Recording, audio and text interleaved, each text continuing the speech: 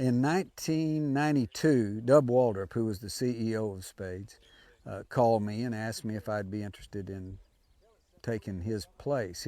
He was in his late 60s, early 70s, and wanted to retire. Well, in 92, it'd been raining. I ranched in Colorado for 30 years. It'd been raining in Colorado, and the market was good, and I thought, well, I'll own the Spades, you know, in 10 years. Well, 10 years later, he called me in 2002, and he said, I have got to retire, and I would like to give you one more chance. Well, at that time, in 2002, it rained 3.8 inches the entire year at my ranch in Colorado, and I was down to 34 cows on the entire ranch, and kind of looking at my hold card, and he called me, and I said, you know, I think we'll go talk.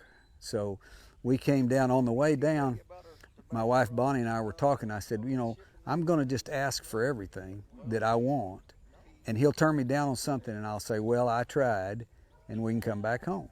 So I said, you know, I've got this ranch in Colorado, and I'd like to continue to run it. No problem. I run some yearlings in Montana and some here in Texas, and I'd like to keep doing that. Dub said, not a problem at all. I like to ride my cutting horses. I like to train a cutting horse and show them some, and I'd like to continue to do that. He said, sure. Then I said, and I'd like to move the offices to Trinidad, Colorado. And he said, you've gone too far. So I just thought it was going so well, I got carried away. But we came down and really liked what we saw, and so we moved down here. In January of 2003, I became the CEO and president of Spade Ranches.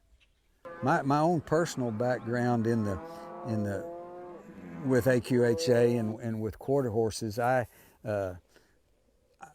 growing up as a kid, well, my uncle Buster Welch is my uncle, and one of his sons was Ken, and Ken and I were the same age. And I would try to spend as much time as I could at their ranch, because I grew up in a cotton patch, and that wasn't as much fun as it sounds like. And so I spent a lot of time turning back for Buster while he was working all those great horses, Mr. Sandpeppy and Little Peppy. And I couldn't have cared less. I mean, Ken and I, if it didn't buck, we didn't have any use for it. And then when I got in my 20s, and I really started getting interested in cutting horses, I'd moved to Colorado. And all of that knowledge that I could have soaked up, I was too busy making horses buck. So Ken was living in Colorado at the time as well. And we decided we were going to ride cutting horses.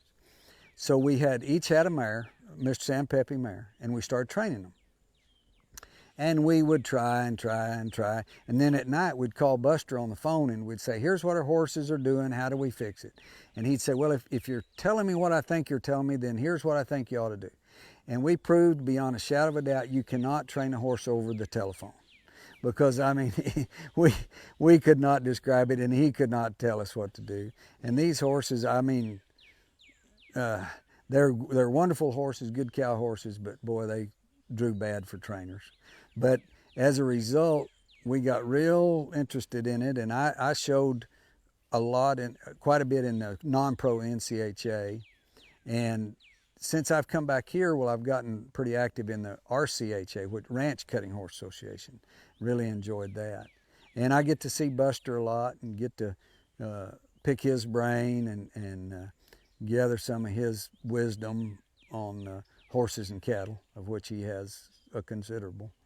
And so I've always been around cutting horses. I've just learned to appreciate them more the older I get. You know.